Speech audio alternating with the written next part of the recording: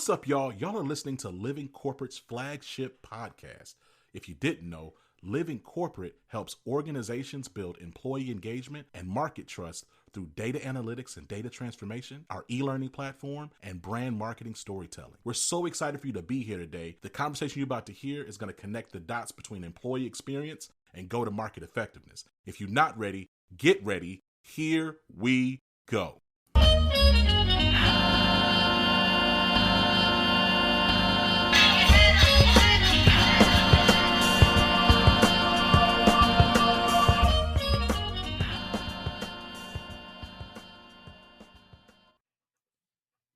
Dr. Jalen Washington, welcome to Living Corporate, man. How you doing? Man, I'm doing great, man. It's a good Saturday. I got some good weather.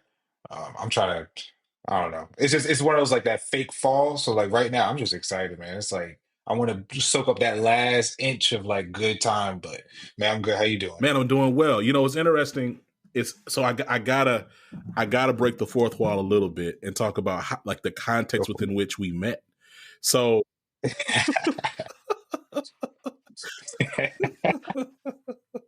so you and I are both fans of.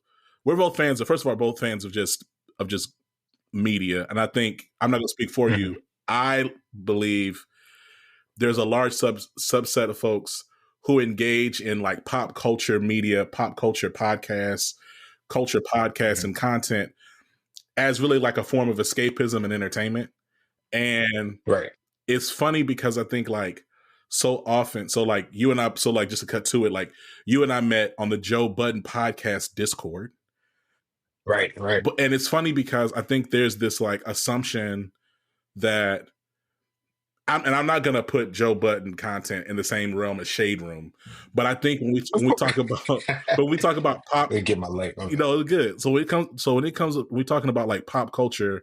I think a lot of times it's easy to forget that there are plenty of like quote unquote respectable 9-to-5 entrepreneur business folks, all types of people who engage in that content. I think it's really myopic or reductive to assume like that content is only engaged by a certain group of people. Like, and it was funny because when we met, right, we're all having fun. I think we like you and I like one of the few people that like use our real pictures up in there, just be talking, shooting the whatever. But what was interesting about our conversations was I knew very quickly, I was like, oh wait, this brother's he's doing something different. And like over time, you know, you drop little breadcrumbs here and now. It's like, oh, he's in the mental health space. Talk to me about, because like you're a younger brother, right? Like I'm a little older than you, but like we're both in our 30s. Like, I don't meet a lot of younger. First of all, I don't meet a lot, and we have not on Living Corporate had a lot of Black therapists, psychologists, psychiatrists, like who are in their early 30s. Like, talk to me about your journey in getting into this space and why, right? Like, just like, let's just start there.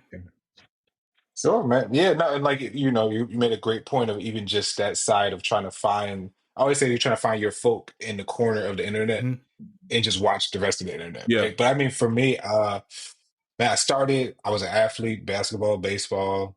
You know, I was the hoop dreams, the field dreams. You know, they got cut short by growth spurts and everything else. Uh, but I went to school. I was going to be a teacher. I was doing English ed, and that was like my like insight of this. You know, this is how you're going to change the world, man. You're going to impact all these young people and create great leaders. And I was like, yeah, to one point of it. But I remember like my first year teaching, I can't tell you, man, I had so many younger Black students in like a lower socioeconomic area of Maryland that were like, hey, you're the first Black teacher I've had. You're the first male teacher I've had. And I'm looking around like, this is like fifth, sixth, seventh, eighth grade English. I'm not doing anything life changing. We're reading Edgar Allan Poe. I'm going on rants about stuff. I'm talking about literature. And I remember there was a point in time where I started this like after school drive because so many of them went back to inner city hoods that they weren't safe in, you know, and I felt like I wanted to still see them the next day, but I want to make sure that they're okay. This heart that I have. So it was like, look, I'm just going to, you guys hop in the Jeep. We're going to do like a little like just carpool back to the hoods and like seeing how they're living, where they're Mm. living. I mean, I'm telling like fifth graders telling me that they're borrowing electricity from a neighbor just to finish my assignment I gave them, and then cooking dinner for like their younger Mhm. siblings. So in my head, I'm like fifth grade. I was worried about getting my bike, riding to my friend's house, being outside till the street lights came on, going home, eating ice cream, and just the difference of like Black experience. And I realized I'm only going to be able to do so much in the classroom.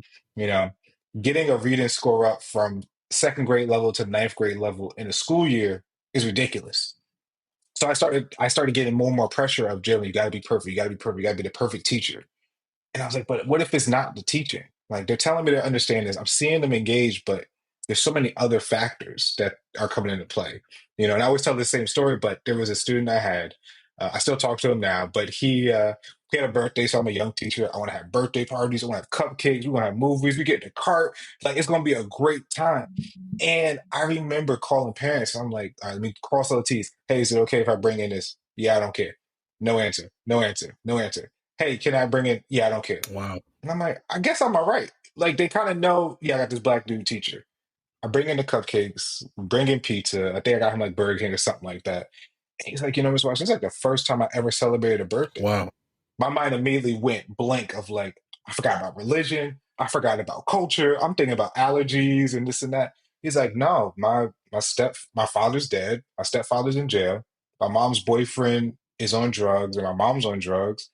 We never were able to afford a birthday. Wow. And yo, I got in the car at that lunch break and just cried because I was like, I couldn't imagine I got to like middle school and I never had a birthday. Outside of religious reasons, but just like the fact that Just I a little. know life is that hard that Yeah. yeah, life is that hard that my parents can't even be there for me. Yeah. A birthday card was like, he was like, yo, there's not like he was just so amazed by the card. I'm like, did you open it? He's like, open it. He's like, there's stuff in it. And I'm like, Yeah. it's a little gift card, Yeah. man. Like, so I hope and he's like, yo, he's like, people do and like I'm just sitting there mind blown, like watching him in this like small moment where it rattled me and I was like, there's no way that this is the way. So I moved back to Jersey. I was working at a rehab for adolescents and young adults with drug problems and co-occurring disorders. I didn't have a master's, I didn't have a license, and everyone was like, you're really good at talking. I love talking, I love conversation. We're supposed to speak, and I had so many people that just poured into me, a lot of people that didn't look like me Mm. poured in and saying, you're really great at this, you have to follow this. So I went back to school. I was working the suicide hotline overnight. I was in school. I was interning. I was doing all sorts of things. And I realized over time, there's really only like 4 or 5 of me. Mm. I think right now the percentage is like out of all therapists in this country, it's only about like 4 to 5% are Black. Wow. And of that, it's maybe like 1 to 2% are Black men. Wow. And then of that, it's like a half a percent are 30 something. So I'm like, I'm in this extremely small pool where like my whole brand thing is just a Black male therapist, because I'm like, if I'm not going to do it, somebody will. But like, we need people to know that it's out there, And so going through these different spaces, man, it's corporate wise to private practice, it's so many different areas of how do I connect and bridge this gap of community. And like you said, on the discords of the Joe Budden pop culture stuff, I am the one that's going to be like, yo, this is great, but here's why this is a problem. And a lot of times people meet it with, dang, Yeah. I never thought about that. Yeah. No, So, no, I enjoy our conversations. And when I think about like there's connective tissue through all of it, right? And I think right, I believe like good pop culture content, and really what I mean by that is good dialogue around current events and pop culture, I believe bring those things to life. I think if we're just having very, very base, transactional, surface discussions about the stuff we're seeing, we're really doing ourselves a disservice, right? So yeah, I 100% agree with you. right. Let's talk a little bit about your specialization, right? Like what did that journey look like? First of all, like what is your specialization, and what was the journey to align and find that? Right, man. Outside of the jokes of the specialties, I did a dual degree program with marriage and family therapy and then mental health disorders. So I'm a licensed marriage and family therapist. I'm also a licensed professional counselor. I worked in a lot of different areas, but I know my premise would be in this field to work with my community through mainly trauma and like family disorders and dysfunction. I get a lot of couples, and a lot of times it is the shared trauma and shared dysfunction. Or I have young adults where it's just trauma and depression, and we don't know it. We don't label it these ways. So getting into the specialty was hard just because so many people in my cohorts and my classes didn't look like me, didn't understand why I was so passionate about certain topics. And I realized I had to do more outside research. So I connected with a smaller group of older Black professionals in the field, and a lot of them were retired therapists. And a lot of them gave, "Hey, I've been doing research over the years. Here's my Wow. research. Finish it for Wow. me." So I'm like, "Oh, this is great to read." But then I started getting, "Hey, do you know so and so? I have some more research to add on top of that." So now I'm collecting. I probably still have it, but it's like a file cabinet of just research through decades and years of the Black experience in the inner Wow. city, in communities, in rural areas. So I was like, "This is it. This is the go." So outside of the dual licensure I have, my main focus is Black peoples, Black families, Black couples, and generational traumas. You know, I was excited to have you on for a variety of reasons.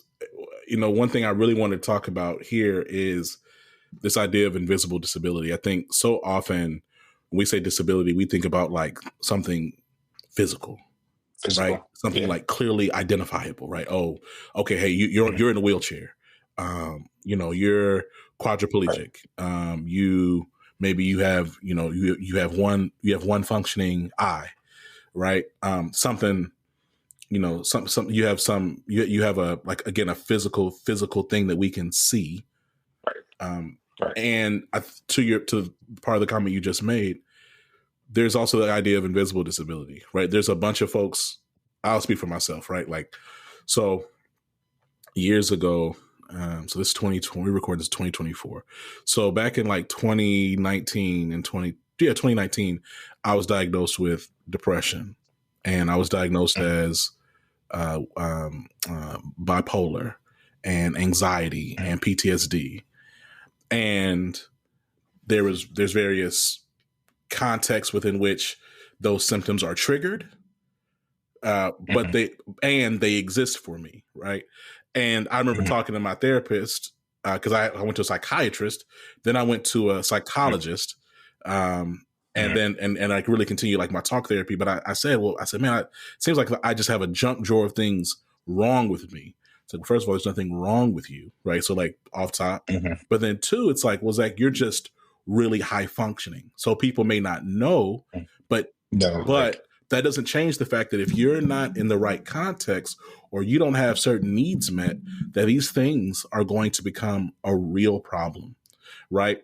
And so, Right. because what happened for me was I was carrying all these things are real for me, but then the stress of the micro and macro aggressive just nature of my job in corporate America created an environment that really exacerbated those Mhm. the conditions I have. And so Absolutely. I thought about that and I was like, wow, like man, like I'm over here just like living like I got a child. At that point, I just had my oldest. I didn't have my second one yet, and so we're just over here. I'm moving. I've got a job. I'm doing this. I'm doing this. I'm doing that. I'm going to church. Mhm. I'm talking to my family. I'm whatever. Right? I'm laughing. I'm joking. All the while, like man, I'm really struggling. And but again, I didn't know that, and so there's just so obvious. Mhm. I ask myself like, man, what does it look like for those who are carrying various disabilities, right? And so, like, I'm curious Right. in the conversations that you're having in the work that you do, like, what is your just perspective on invisible disabilities as a concept? Like, let's just start there. Man, it is, and I appreciate you sharing that, man, because there's so many layers when it comes to diagnostic measures. I know personally, I got like an early diagnosis of like PTSD and depression, and I remember at the time my insight onto like mental health was so limited. I was like, "What? No, like I could see fireworks. I could be around this. I could do." And they're like, "Well, no, it's not that. Your experience itself has shaped certain responses where we might say in our community of just, oh yeah, that's just our environment. That's how you got to be. You got to be this way. Mm-hmm. There's no other choice." Like I know a big thing I started mine was being stopped by, two white officers in the South. In my head, I'm thinking, all right, this is typical here. I'm turning this way. I don't see anybody. I turn back this way. Here's a shotgun. Mm. So I'm already skewed now of, do I know if this is going to be like an easy traffic stop or not? Like, what's happening here? Like power differentials. So invisible disabilities, they come up so often. And I think there's a lot of misinformation sometimes about what they mean. So some people might hear, oh, yeah, you're bipolar. That means you can't control yourself. No, I can control Right. myself. I also know when my limits are, right? I have capabilities. The same way our job requirements will say, can you lift or carry 50 pounds? Probably carry 50 pounds, not every Right. day. I could probably do like 30 every day. Right. But the times when it's 50, we're going to Yeah. see, right? It's not an automatic disqualifier. So when we look at the diagnostic measures itself, are these pertaining to what our experiences are? Are these temporary? Are these moments? I had so many people, especially in the conversations I had COVID and post COVID, with a lot of new clients, a lot of Black people, a lot of Black Mm. men. Everyone was off. So me telling someone, hey, you're in a major depressive disorder right now. This is an episode, or this is temporary. Or a lot of people coming in with bigger diagnoses, like I call them, and they're like, yeah, I'm screwed for life. Like you said, I got this junk drawer of diagnoses. It's like, well, let's kind of peel back the layers on each one, right? Did you have this? Is it in remission? Was this momentary? Was it something that someone saw the wrong Yeah. way? I've had one of my favorite, or not favorite, but least favorite moments in therapy was realizing someone I was speaking to, she believed for 19 years that she was schizophrenic. Mm. And I remember asking her flatly one day, just like, hey, when and where did this happen? And she was telling me about the time she went to this therapist or psychiatrist. They diagnosed, they medicated, and she was talking more about like her spiritual background of hearing ancestors, talking to Mm. ancestors, them not being of her culture and understanding. They automatically Mm. assumed, oh, you hear voices, commands too? Mm. She's like, yeah, all the time. And so something that was so normal to her, and that was normal to me when I Sure. heard it, I started thinking, how long were you probably over medicated or over diagnosed? And they didn't realize that that was something that was different for you, Yeah. and they come up so often. So like even her battle with like corporate work, you know, having to go into a job and having that employer say, don't get your ghost on me, things like that. And I remember, right. So it's like when you hear these things, you're like, how do I feel confident about even telling someone, hey, I suffer from these things. It's all in control. I got it under wraps. You never know how many people are walking around with something. Yeah. I don't know how many therapists I've seen that are walking around with pill bottles. And in my head, this is fine. We're all Mhm. human. We all have things that happen to us. It's about how we handle it. Mhm. And these invisible diagnoses, invisible disabilities, we call them. It's so nuanced sometimes, and it's so like devalued. Where it's like people start to now look at you differently Yeah. versus understanding. Hey, what ticks you up? Just so I know, right? Not in a confrontational way. I just want to know so I know how to treat Yeah. you. I mean, like, just like listening, like just engaging each other as human beings. It's interesting. We had I have so many different experiences in this space when you think of in terms of just the visible, invisible disability and health, mental health and wellness. I'd never forget. So I found a psychiatrist, and this is no shade to the psychiatrist, because psychiatrists, a lot of times the way that they're trained, and they're trained to diagnose and to prescribe, right? So it's like I'm not shading that. I think I was so eager to just understand and get help that had I probably paused and had more conversation with other people, I maybe would have done a different path. But Maybe. maybe, but anyway, so I'm sitting down with a psychiatrist, Black man, and we're having a conversation, and I'm describing things, and again, like, this is probably the most toxic, high stress environment I have ever been in. And so I'm talking to him Mhm. about, the things I'm I'm hearing, and I'm like just the auditory hallucinations, and I'm talking about, like, the panic attacks I'm having, and I'm talking about these really low lows I have, and then these really odd high highs where I feel like I can just do everything, Do right? anything. And it's Right. like, man, like, what is that? Like, there'll be times when, like, I just be in bed all day. There'll be times where I might not sleep for 2 days. It's like, what is going on? And so I remember at one point we paused. He asked me a question about self-harm, and I paused and I said, because at this point I had dropped mad tea. Like I was giving it up, right?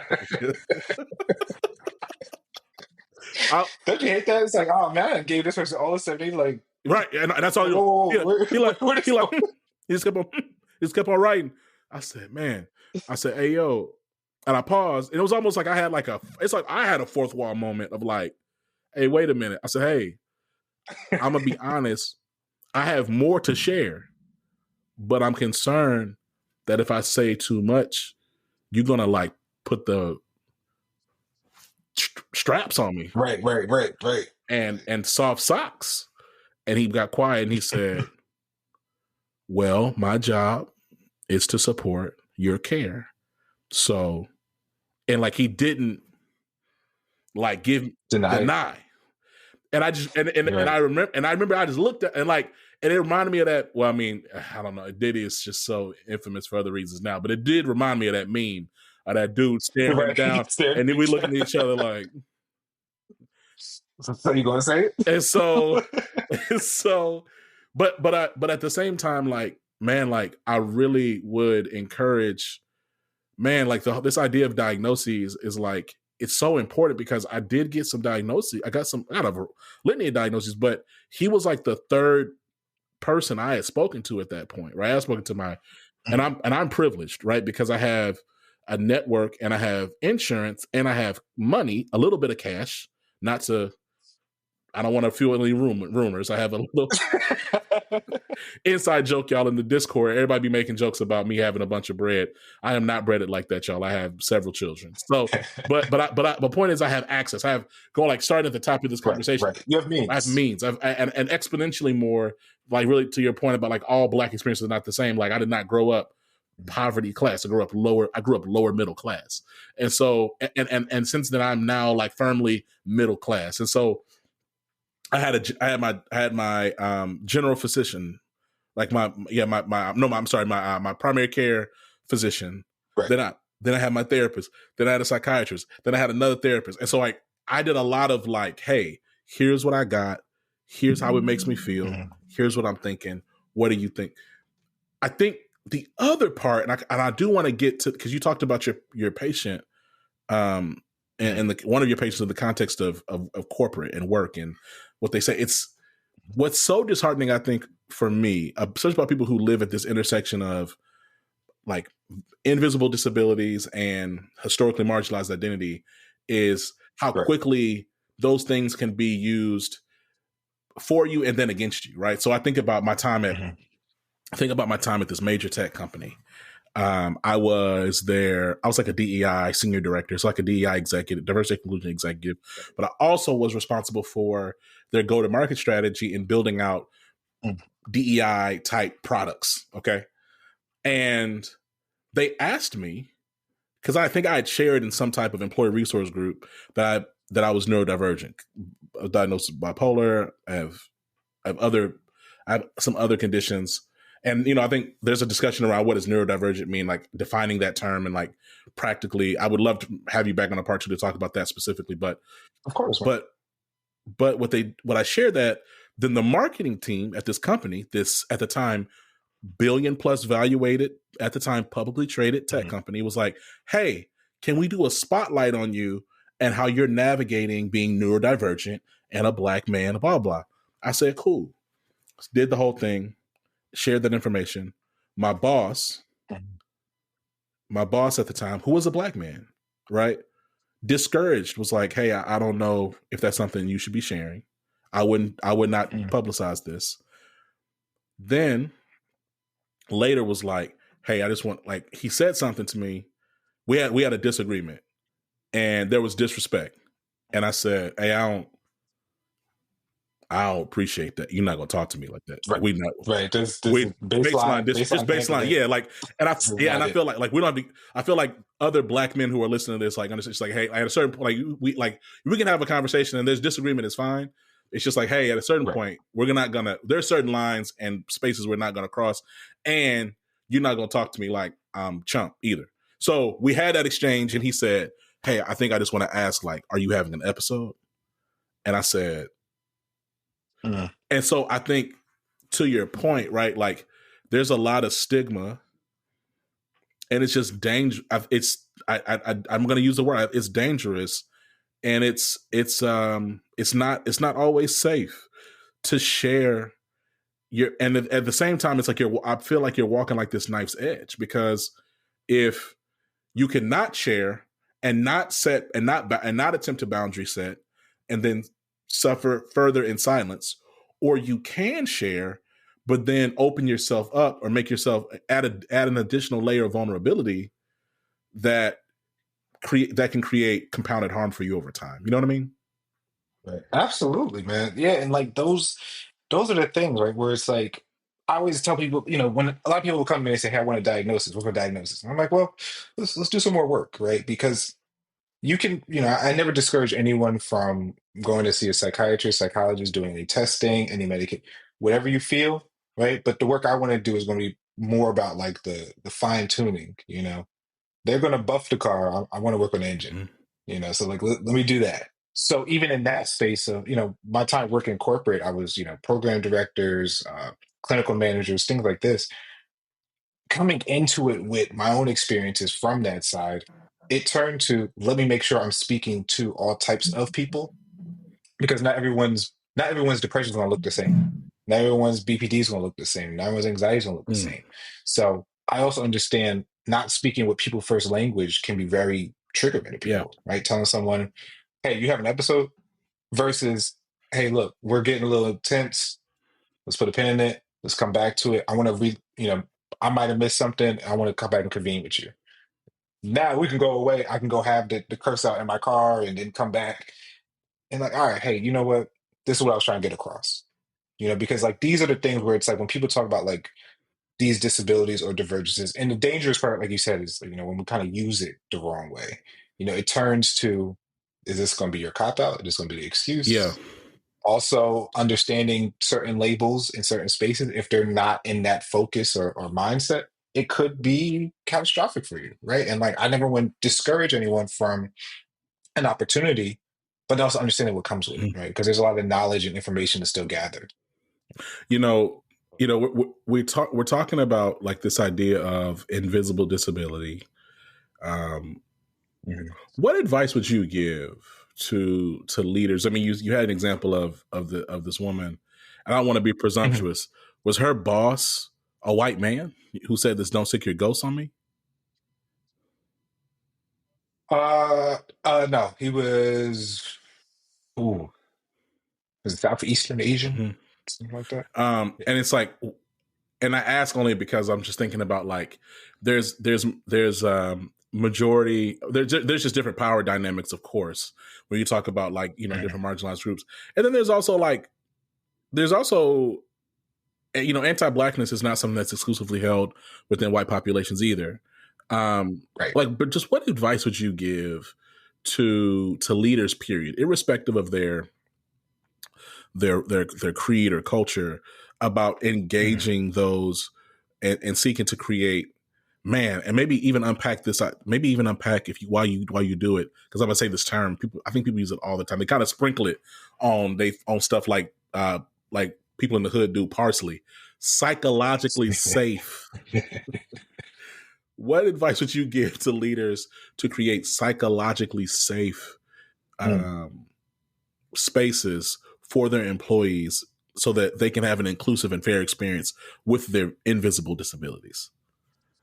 Yeah, man, I think honestly the biggest thing is like seeing people first. Hmm.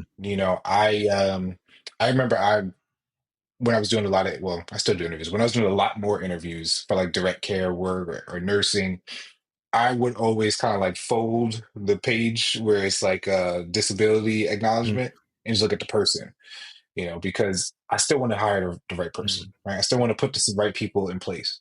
But then if it came a point of, managing different sectors of staff and I noticed that there were issues, let me pull each person in and kind of hear them out, right? I don't want to dictate at this point because my dictation is probably not going to change anything besides add fuel to it, where somebody could say, yeah, well, Jalen said, Mm. and now I'm in the middle, right? But hey, Zach, what's going on for you? Okay.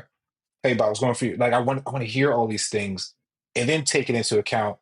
To me, it sounds like this, Mm, right? It sounds like here's a power dynamic. Here's something that, for whatever reason, is bothering you. I want to get you two together and just can we like hash out like how to get to like a minimal respect level.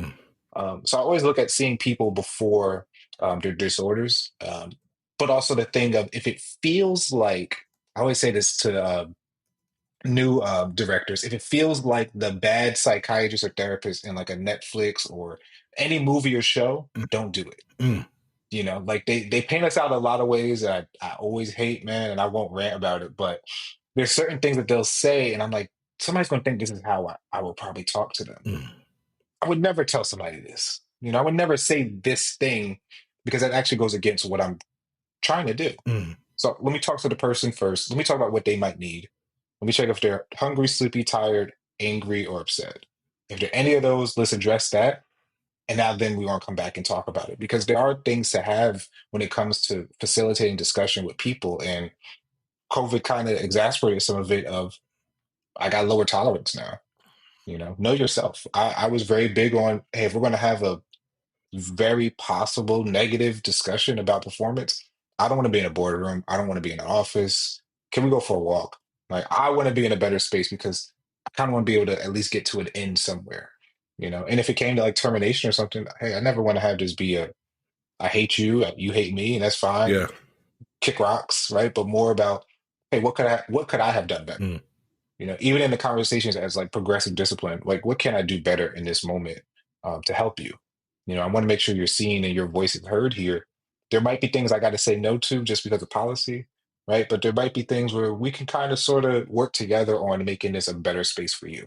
So we're talking about being psychologically safe. We want to include people on the conversation. I had a lot of people at the hospital that were wearing scrubs before they said it was okay to wear scrubs. And a lot of times the scrubs weren't really scrubs. They were sweatpants and hoodies. And somebody said it was a religious thing. And I remember I so badly when it was like two people I was looking, I was like, me and you both know that is you cap. nothing. But hey, okay. I don't want to insult you, but I'm gonna talk to you on the side as a person.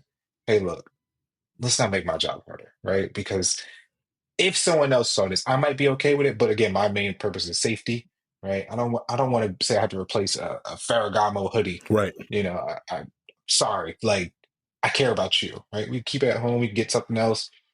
But if someone were to come in that didn't know you and were replacing me for the day, what do you think the conversation would be like? I want to make sure that you're seen in your best light because they're going to not notice all the great you're doing at work. They're going to notice this Right. image. Which is also out of Now, if it policy. is a relation, exactly, exactly. And it's like you want to, a lot of times, like people feel like, especially like those, you know, sit in the car, front face camera. I got fired today. Here's why this job is bad. And it's like, did you look at policy? Like, do you know your rules and standards? Because certain things, yeah, it sounds cold, but sorry, you can't.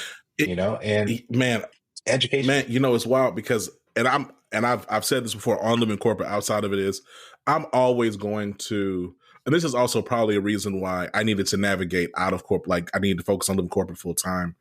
Was Mhm. I'm always going to defer to holding the institutions more accountable than the individuals because they have all the power. They like really they have exponentially more power, resource, relationship, influence, etc. Mhm. And I do catch some of these TikToks where cats be like, I just got fired. Let me tell you what happened. And I listened to the whole thing, part 1, 2, Yeah. 7, and 8. And I'd be like, hey, you was wrong though, actually. Like, Mhm. hey, like they're bound, like every space has its own boundary. And I believe that it's okay. It's actually critical that as you set your boundaries and you establish and understand your own personal boundaries, then you have a responsibility to communicate those boundaries. Mhm. It's also important. It's probably part of just being an effective adult to then understand how those boundaries function within the context of wherever you're operating, right? Because there's boundaries with Exactly. everything, and so you know I'm gonna ask anyway, and we'll close it here because this will be good for part 2. Is Mhm. so it's interesting. Like I saw this tweet. I'm literally pausing because I'm asking myself, Jalen, if I'm gonna say. I'm gonna say, okay. So I saw, It's just me, man. no, Say it's it. well, and and others.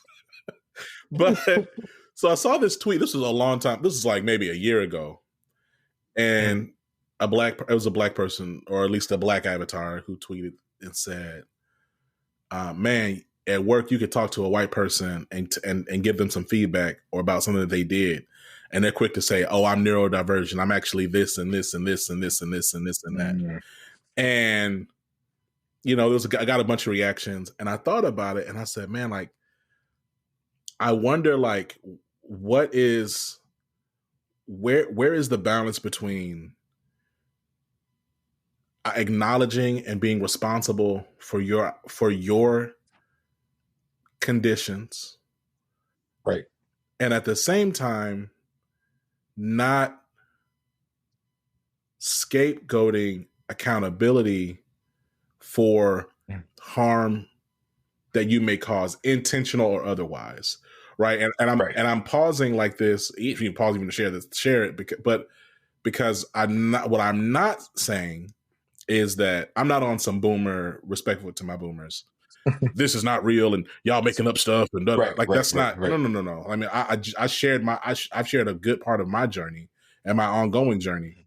So it is not that. It is me asking in this moment, like, especially those who maybe who do not exist in the margins, on the margins, Mhm, like, what does that look like? mhm. Yeah, it's such a tricky dance, and I always think back about the times where I might have messed up as a director or leader in acknowledging those things. And the first part always came to resources, right? If my if my employee came to me and said, "John, I can't do X, Y, and Z for this reason." It's a safe space. They talk to me in my office. Okay, here's what I need though to make sure that that can be something. Number one, is it going to stop you from doing the basic qualifications for the job? If it does, that's going to be a totally different conversation that I'm going to have to loop in like EAP, HR, and stuff because I don't want to say to someone, I need you to drive these patients to the hospital every time the crisis happens, but you're narcoleptic, but you haven't told me you're narcoleptic, and then something happens, God forbid. Mm-hmm. Right. So, like, I want to protect you first, and then we're going to work on how the solution is. And I remember the voice in my ear now about it. This colleague I had, I put her on every evening shift. I didn't really care. I was just filling slots. It was burnout. I remember she said to me, "Jen, I can't do that. I have to leave at 5 o'clock every day." Mm. And I'm like, for what? Like, you're not giving me a reason. You don't got kids. Like, I don't know what's going on. And the whole conversation was about how she's got to do this, she's got to do that, she's got to go to this club, this party, this dinner. And I'm like, okay, but I can't. Right. So, Yeah. like, is there something that we can do? And me and her work together. I was like, look, number one, I don't really respect this way, but I appreciate you coming to me in private. Mm-hmm. So that's to me in private, we can handle it so that we can handle it in public. And we came to like this whole new scheduling thing and it worked out. Everybody felt good. People had more control. It started because she had this thing, but she started it with a white director of, oh, it's religious reasons, cultural reasons. You don't understand. I'm like, now, Mm. why would you go and say this stuff? And now I'm not saying that you can't go and get something in writing. I'm not saying that that's impossible, but if we have more information first, will we have this conversation at this length? And then when you talk about the side of, you can't say anything to white people. And I always hate putting the race part into it and color part in it. I just think about informed versus uninformed. Mm. I can be very informed and say and see underneath the American Disability Act, I can claim all these things and prevent myself from being fired or delay a firing or termination. I can't be an at-will employee because of these things. How do I then bring this to my director first, but also understand that, hey, there might be a thing where the role and job and my person don't connect, and that's okay, Yeah. right? Like we don't have, and we have to also unlearn the side of feedback from a director doesn't have to be punitive. It can be support. Yeah. Hey, I see you do really well when you come in 5 days straight when you don't call out. You come in late all the time, but would you be opposed to coming in later and staying a little bit later? Oh yeah, that's fine because I don't like waking up. Okay, cool. Problem solved.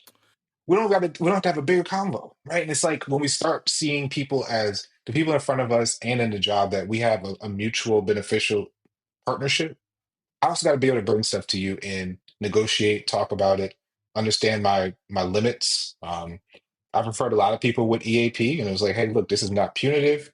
I care about you. There's a lot of stuff going on. Here's the assistance you have. Now, if you go with them and they come back to me with a letter saying, Jalen, you can't schedule his active work these days, these times. You can't ask him any reason. You can't get mad at him. You can't bother him. So be it. That's fine.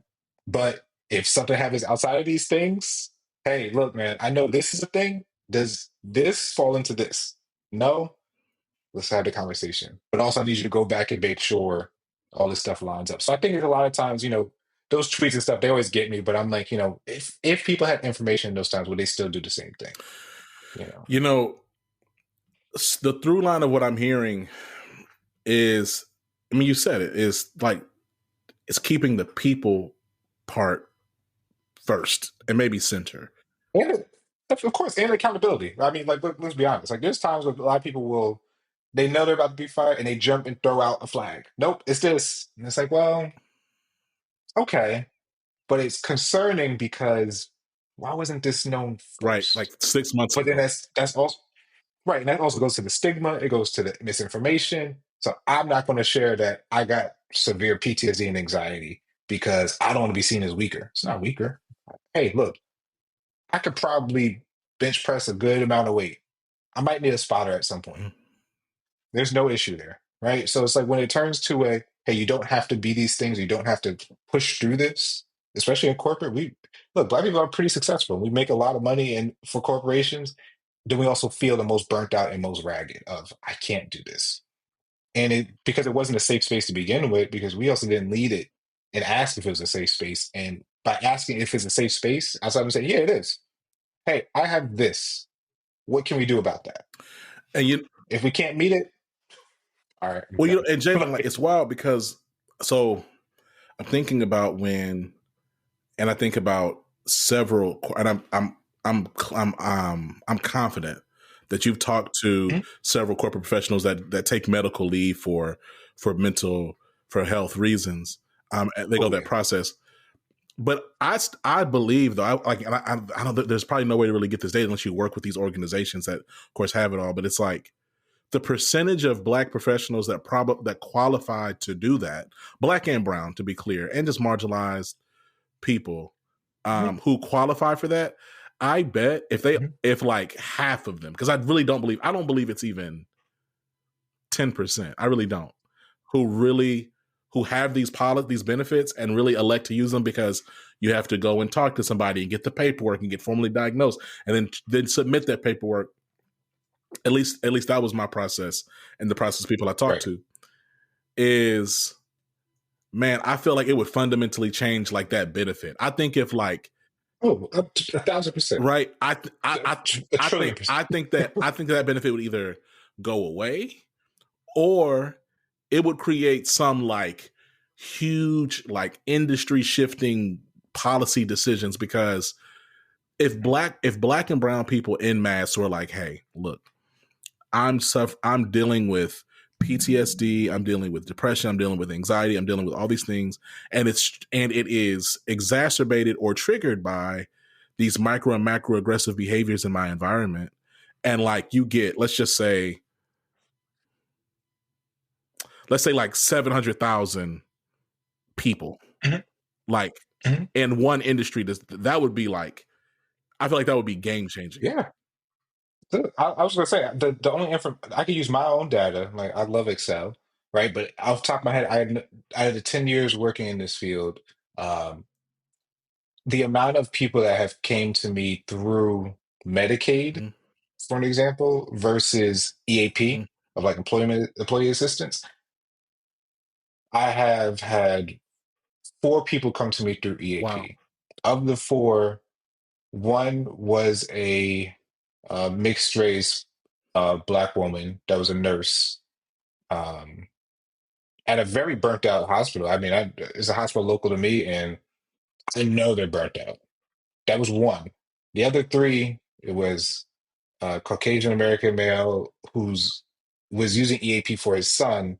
He worked at Whole Foods just doing stocking. Wow. But his EAP covered his son. Wow. The other two were, one was in real estate, but it was because she was getting terminated and she threw the flag, and she was brown. And the last one was a guy that worked for the airport who was getting terminated for having an outburst at staff. Wow. So for 10 years, I've had four people. One of them are black. Wow. So it's like Yeah. just thinking that and knowing that and it's not any stretch of saying like I'm seeing all rich people. I'm not. I'm seeing a lot of people unemployed, with jobs, without jobs. Who cares? Up, down. But I know of these places that people are working, I know that they have benefits. I know that they are probably hiding that they're in therapy, or they're saying they're in therapy, but they're not using it the right way. And a lot of them had to terminate because, hey, Medicaid ran out for this month. It's not renewing for next month. Did you? And a lot of times I have to say, hey, just call your job. Hey, I'm in therapy. Can you guys cover this? You never know. And a lot of times people don't know that. And I think it's that information side of like we start thinking we have to suffer. We don't. Man. You know. Jalen, look, we could go all day. I definitely want to have you back Of in a part course. two. Look, man, I appreciate you. I want to make sure people click the links in the show notes. But for those who are listening to this and may not be in a place where they can look at the show notes right now, where can people find you? Where can they learn more about you? Where can they connect with you? Oh man. So LinkedIn, of course. It's just my name, Jalen Washington, LPC, MFT, NCC. I gotta actually update that. I got like three more letters. So LinkedIn is like my go-to for just like connecting there. A lot of times people will hit me on Instagram, a black male therapist. It's very easy. I feel like I should like buy that You name should. because I really should. You should. But we'll see.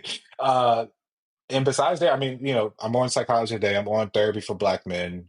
I'm on a few other websites. I don't recall all the names, but usually people type in my name, they see a show like this where I was on, or a podcast I was on, and a bunch of other great psychology and therapy based conversations. So, yeah, man, definitely back for part 2, 3, 7, 8, whatever it is, man. Awesome, man. Well, look, we'll catch you soon. It's been Jalen Washington, licensed therapist. Make sure y'all check him out, follow him. We'll talk to y'all soon. Peace. Yeah, peace. Living Corporate is a podcast by Living Corporate LLC. Our logo was designed by David Dawkins. Our theme music was produced by Ken Brown. Additional music production by Antoine Franklin for Musical Elevation. Post-production is handled by Jeremy Jackson. Got a topic suggestion? Email us at livingcorporatepodcast@gmail.com. You can find us online on Twitter, Facebook, Instagram, and living-corporate.com. Thanks for listening. Stay tuned.